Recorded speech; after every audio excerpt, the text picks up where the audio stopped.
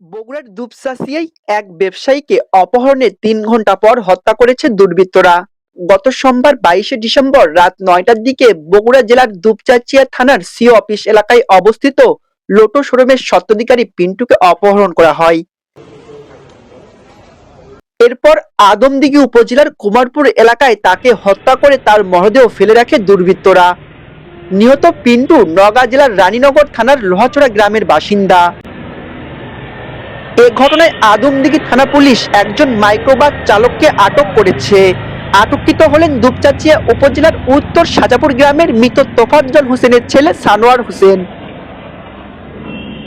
Police বলছে, ঘটনার সঙ্গে অন্যান্য যারা জড়িত তাদেরও শনাক্ত এবং গ্রেপ্তারের কাজ চলছে।